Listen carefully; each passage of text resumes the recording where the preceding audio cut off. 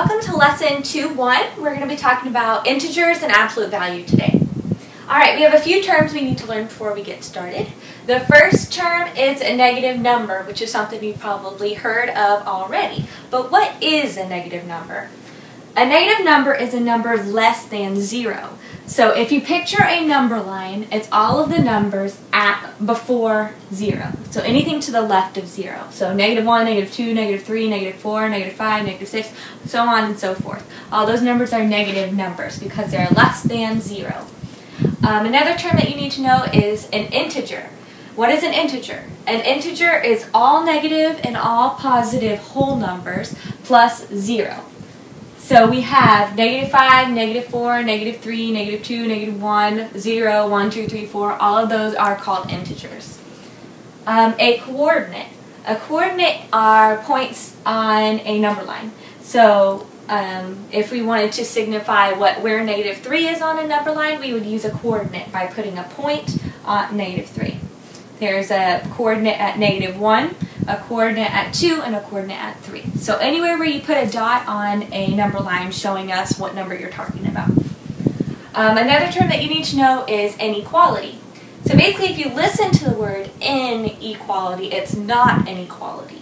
So either these two numbers are going to be greater than, one of them is going to be greater than, or one of them is going to be less than. That's what we're talking about with equality. So there are several different inequalities that we have. It could either be greater than. If you see the example 2 and 1, 2 is greater than 1, so you would have this symbol. It kind of looks like an alligator's mouth is wanting to eat the bigger number. The inequality less than looks like this. So it looks like the mouth is closed to this number because this one is bigger than it. And another symbol that we use to signify inequality is the equal sign. Alright, the last term that we need to know is absolute value. Now, absolute value is the distance from 0. So the absolute value of the number -3 is just 3. Because when you start at 0 and you figure out how many units it is away from 0, we have 1, 2, 3. So even though the number is negative, when it goes inside of these absolute value symbols, you take away the sign. So how many units is -3 away from 0? It is 3 units. Alright, let's do a few examples.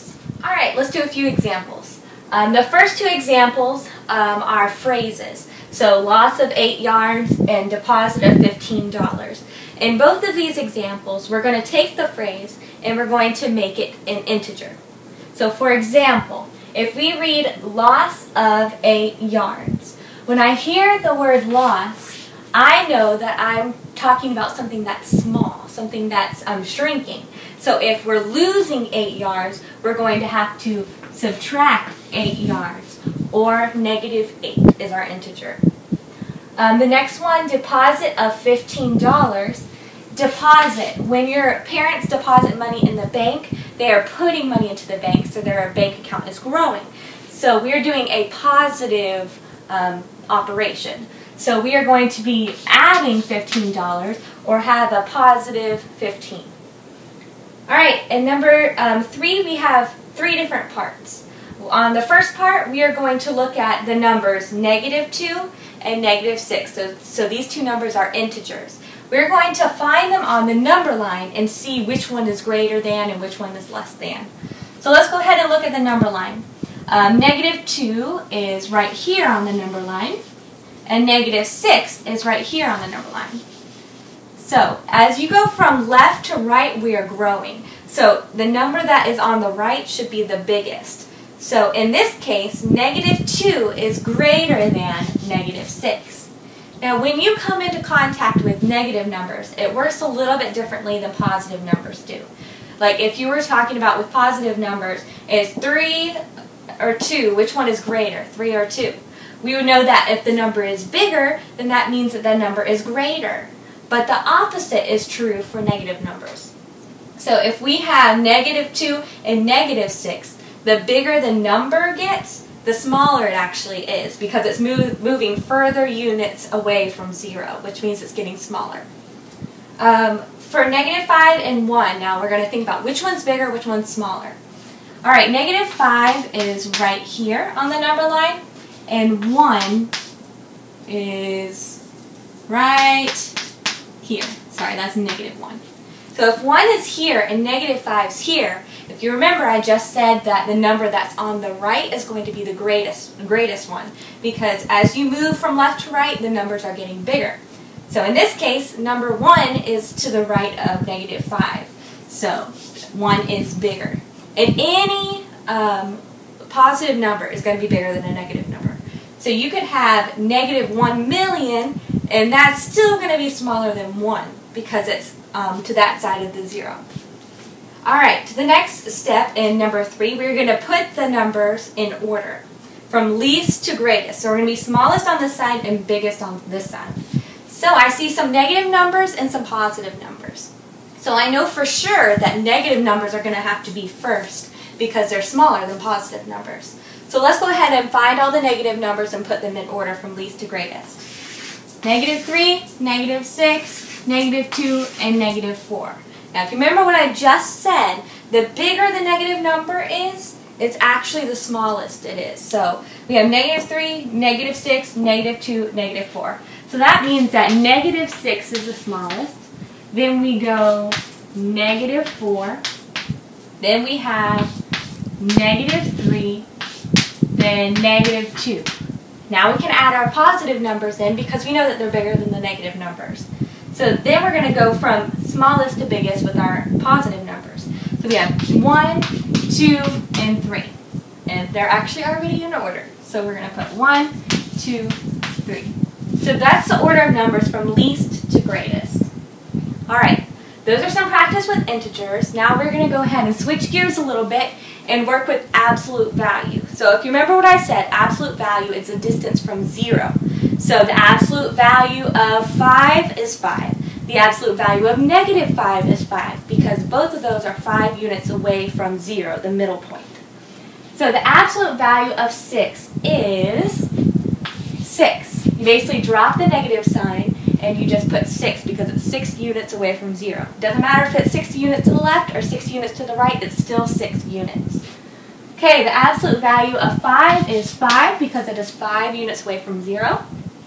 Now let's go ahead and apply the absolute value into some sort of expression, some operation that we're going to have to solve. So negative 4 minus 3. So the absolute value of negative 4 is 4 because it's 4 units away from 0. Then we're going to take 3 away from 4 and our answer is going to be 1. So that would be one example of how you would include absolute value in an operation. Let's try one more. This one has a variable, so it's a little bit different.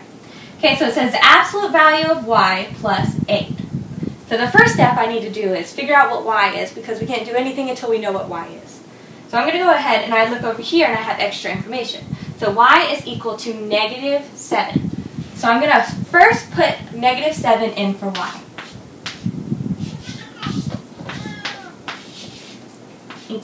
So now we can solve it now that we don't have variables anymore. So let's first find, just like in the order of operations when you do parentheses first, you do absolute value first whenever you run into it. So let's go ahead and do absolute value before we add. So the absolute value of negative 7 is 7 because you magically kind of take away the negative number because we're only talking about units away from 0. Doesn't matter if it's to the left of the 0 or to the right of the 0. So it's 7 units away from 0, then plus 8, which gives us 15. Alright, now we're going to do some practice problems on your own, and then you're going to see what you get. You can rewind the video if you need to. You can make sure that all your notes are done, all for tomorrow. Okay? Good luck. Molly?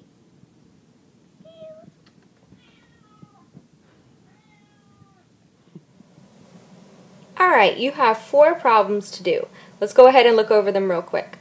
Number 1, it says 8 degrees below 0. So just like I did in the first few examples, you need to go ahead and write that as an integer. Is it a positive integer? Is it a negative integer? And what number is it? Number 2, it says negative 7 degrees blank 3 degrees. You need to tell me if negative 7 is greater than 3, if it's less than 3, or if it's equal than 3, or equal to 3.